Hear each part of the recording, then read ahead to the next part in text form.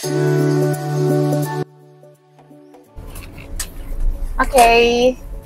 ketemu Hai. lagi. Yuk, ada pertanyaan. Langsung saja. Si. Oh, belum. Tiap kali mau bertanya tuh aku harus muter otak gitu sih, kayak ini apa ya mau bertanya. Oke. Sudah? Yes. Ya. Gas. Ini lagi jalan nih, bawa mobil. Tiba-tiba di pinggir jalan ada orang tergeletak. Waduh. Kira-kira itu sakit jantung atau enggak? Lalu kalau emang sakit jantung harus diapain? Pertanyaannya skenario-nya agak sulit ya. Oh, agak sulit. Ya udah, Agak sulit, dipermudah. Tapi maksudnya gini. Misalnya di Berarti kantor. maksudnya kan ketemu orang nggak sadar gitu ya. Ya, misalkan di kantor. Di kantor ada teman nggak sadar, lagi duduk di meja, tiba-tiba dia kayak tegang terus Oke. tidur gitu, nggak sadarkan diri. Jadi apa yang harus kita lakukan ketika di depan kita menjumpai orang yang tidak sadar? Ini edukasinya untuk orang awam ya, jadi saya coba menyampaikannya secara mudah gitu ya. Penyebab nggak sadar itu kan banyak banget ya teman-teman ya. Bisa karena masalah jantung ya, tiba-tiba jantungnya berhenti mendadak, itu bisa. Atau bisa masalah nggak sadar ya karena saraf, bisa. Atau pasien-pasien yang psikosomatis, psikiatri, atau pasien-pasien pingsan. Jadi banyak ya, banyak banget penyebab nggak sadar. Tapi kita harus menganggap suatu kejadian itu yang paling berat dulu deh, gitu ya kan? Karena kan yang paling berat itu yang paling berbahaya gitu. Dan yang paling berat dari penyebab orang nggak sadar tadi adalah ya berhenti jantung mendadak ya. Karena itu kan urusannya dengan kita kejar-kejaran waktu dengan nyawa gitu. Karena kalau henti jantung mendadak yang penyebab nomor satunya adalah suatu serangan jantung atau penyakit jantung koroner, itu angka kematiannya sangat tinggi, dan waktu 30 menit pertama itu adalah sangat krusial untuk kita bisa menyelamatkan pasien itu. Mudah-mudahan dengan usaha kita bisa menyelamatkan pasien itu. Apa yang pertama kali harus kita lakukan? Pertama, jangan panik ya, karena kalau panik nggak bisa mikir, terus nanti gerusa-gerusu dan nggak jelas mau tindakan apa. Begitu kamu ketemu pasien nggak sadar, langsung baringkan ke tempat yang rata ya. Kalau di situ ada orang-orang yang sekitar yang bisa membantu kamu langsung suruh itu teman-teman kamu untuk panggil code blue atau petugas kesehatan, istilahnya kayak code blue kalau di rumah sakit ya, atau panggil ambulans atau panggil emergency kayak gitu ya. Kamu ngapain? Kamu kalau misalnya paham tentang kesehatan nih, kamu bisa amati dia ada gerakan nafas apa enggak. Itu satu. Terus kalau Anda pernah meraba nadi ya, coba raba nadi di seleher. Ya, letaknya kira-kira di pertengahan sini deh. Ini kayak ada ototnya ya.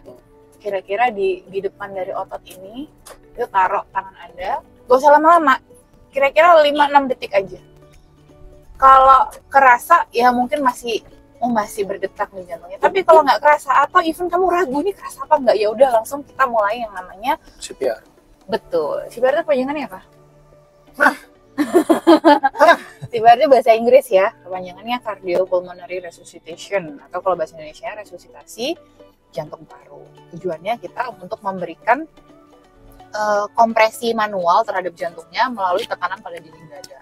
Jadi begitu kamu cek nadi nggak ada nadinya, atau kamu ragu ini ada apa enggak, ini jangan-jangan nadi aku nih yang aku raba, udah deh pokoknya anggap yang terburuk, jangan-jangan jantungnya berhenti, langsung aja lakukan pijat jantung gitu. Udah tahu nggak cara lakukan pijat jantung? Enggak.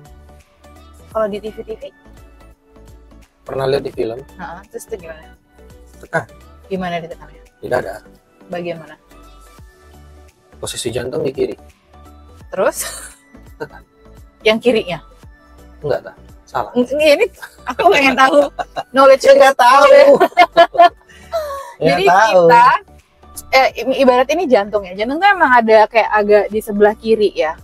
Oke, siapa tahu nih kameranya kebalik ya. Ini yang kiri, ini yang kanan ya. Yes, ini kan Ini kiri, ya. ini kanan. Terus ya ada sebagian yang dia di bawah dari sternum atau tulang dada yang tengah gitu ya. Tulang dada yang tengah ini kan tebel ya teman-teman ya.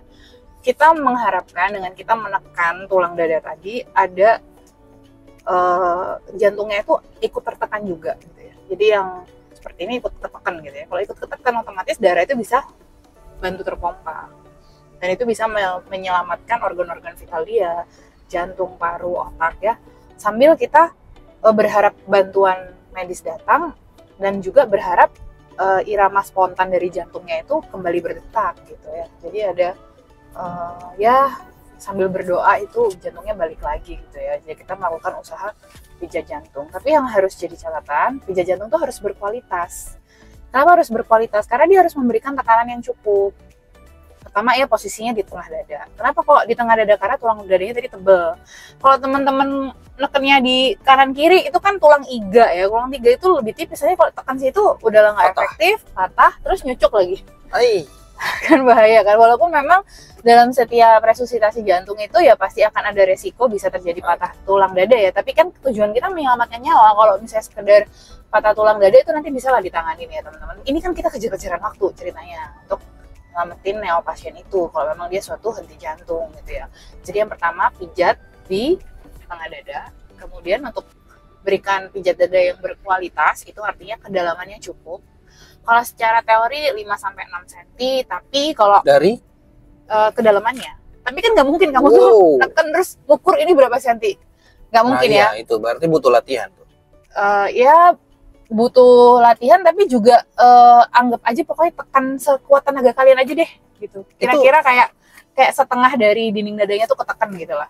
Berarti mestinya ada ya pelatihan seperti itu di kantor-kantor ya? Nah sebetulnya memang bantuan hidup dasar itu harusnya diketahui semua orang dewasa ya. Kalau di luar negeri kan banyak tuh programnya. Kalau aku kepikiran ide, harusnya itu kayaknya mungkin anak SMA udah dilatih kali ya. Dilatih seperti itu, mungkin masukin ke dalam kurikulum tambahan atau gimana, karena kan anak SMA tuh udah cukup secara fisik kan udah cukup kuat, dan ketika mereka nanti udah bisa ngerti mekanismenya, udah ngerti kenapa harus dilakukan itu gitu ya. Dan kalau mereka udah punya bekal dari SMA tuh menurut aku nanti itu yang bekal bagus banget. Jadi seluruh masyarakat tuh bisa punya edukasi yang baik gimana nanganin pasien yang henti jantung. Ini harus di-tag Menteri Kesehatan dan Menteri Pendidikan. Kalau ada yang kenal. Ada yang kenal? Belum selesai ya. Jadi pertama tadi pijat di tengah dada, kemudian dengan kualitas yang baik, kedalaman yang baik. Bukan cuma kedalaman yang baik, kecepatannya juga harus cukup ya. Jadi nggak bisa tuh lambat-lambat kayak gitu, nggak bisa. Kira-kira tuh 100 sampai 120 kali per menit ya. Kalau emang susah ngitungnya ya secepat mungkin aja deh gitu ya.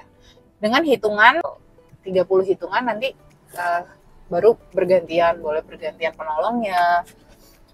Ada sih yang menyarankan untuk sekalian memberikan bantuan nafas.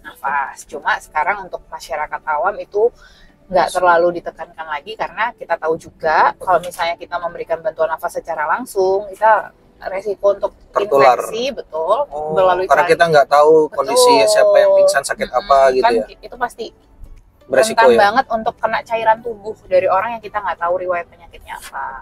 Jadi itu tidak terlalu lagi ditekankan. Tapi misalnya yang mengalami hal tersebut adalah orang terdekat Anda, keluarga Anda yang memang Anda tahu ya itu sangat dianjurkan ya. Jadi tiap 30 hitungan dari pijat jantung tambahkan 2 kali nafas buatan. Lakukan terus menerus sampai bantuan datang, sampai Anda lelah gitu ya. Atau pasiennya sampai ada respon. Sampai ada respon tuh apakah dia mulai gerak, kesakitan, itu berarti puji Tuhan syukur udah balik nih gitu, atau udah kembali sadar gitu. Itu sangat krusial loh ya. Jadi pertolongan pada orang henti jantung di luar setting rumah sakit itu sangat membantu mereka untuk survive. Jadi jangan panik nggak jelas, manggil-manggil orang, manggil-manggil tetangga. Kalau emang Anda sendiri penolong di situ, lakukan segera pijat jantung. Kalau itu keluarga terdekat Anda, tambahkan bantuan nafas. Jangan lupa pijat jantung yang berkualitas dengan kedalaman yang cukup, dengan jumlah hitungan yang cukup juga per menit 100 sampai 120 kali. Tadi itu kalau ada denyutnya nggak usah dipompa. Kalau ada denyutnya ya mungkin itu penyebabnya yang lain ya. Yang lain berarti nggak usah digini-giniin ya. Ya mungkin panggil dulu deh Pak gitu ya. Tapi kalau Anda ragu, apalagi kalau nggak terlatih ya, itu ya prepare for the worst gitu ya. Pikir yang terburuk aja. Jangan henti jantung udah langsung melakukan tindakan gitu. sebetulnya kalau misalnya itu settingnya di bandara atau tempat-tempat yang ada alat kejut ya? Betul, automatic electric tapi itu kan harus training khusus kan? Nah, salah-salah nyetrum sendiri nggak? Enggak sih, itu tuh gampang banget ya. Kita tuh tinggal nyempelin kayak stiker atau patch ke dadanya pasien ya. Ada 2 stiker. Nanti dia tuh alat itu akan membaca sendiri. Dia akan nggak perlu bantuan orang untuk membaca ini iramanya apa. Dia akan membaca sendiri iramanya, dan ketika iramanya itu sesuai untuk dilakukan kejut listrik, berapa joule yang dikasih dia ngukur itu sendiri. Otomatis. Jadi harusnya itu memang dipergunakan untuk orang awam. Nah sayangnya kan itu seringkali orang awam nggak diajarin. Betul, nggak tahu cara makainya. Itu sedihnya ya. Dan biasanya pelatihan seperti itu tuh nggak secara massal. Ya. Kayaknya kalau kita di bandara perlu difoto, ditunjukin ini alatnya. Oh ya, ntar ya kalau kita ada pas dan perjalanan kalau bandara, ada video kita, untuk banyak sih, banyak videonya di YouTube. Kadang pun ada pelatihannya, misalnya di event-event jantung tertentu itu ada gitu. Aku mau ke FK ke sana. Oh, ke FK. Nggak jadi ke rumah sakit. Aku mau ke FK. Oke. Gitu ya teman-teman ya. Jadi waduh, kalau ada yang kenal sama Pak Menkes, Pak Menteri Pendidikan.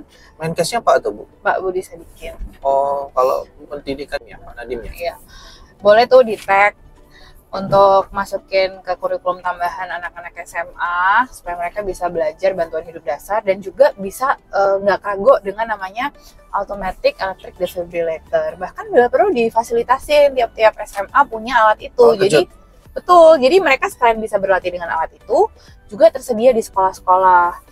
Ya karena itu, kita nggak pernah tahu ya. Alat kejutnya bisa dicas atau sekali pakai? Itu bisa dicas. Oh. Dan itu tuh kan kita nggak pernah tahu kapan ya, di mana ada orang yang memerlukan bantuan kita pada saat henti jantung. Jadi sebetulnya fasilitas-fasilitas umum itu sangat perlu dilengkapi dengan AED tadi. Apalagi kalau nggak salah ya, kalau misalnya pernah di suatu tempat ada orang henti jantung, itu tuh udah jadi kayak satu kriteria, oh berarti tempat itu harus disediakan gitu. Oh gitu. Kalau nggak salah pasti ya. Bagusnya balai RT itu punya ya. Ya kalau mungkin di RT itu pernah ada yang henti jantung, mungkin ya bisa diusulkan ya. Gitu. Harganya berapa? Ya menurutku edukasi ke seluruh, aku nggak ngerti, edukasi ke seluruh masyarakat Indonesia mulai dini, mulai kaum yang masih kinyis anak-anak SMA itu sangat penting. Gitu. Jadi nanti cakupan orang yang paham tentang bantuan hidup dasar itu jadi luas banget. Thank you guys, ini udah mau nyampe. Semoga video ini bermanfaat. Jangan lupa untuk leave comment, like, subscribe, dan juga share. Bye. Dadah.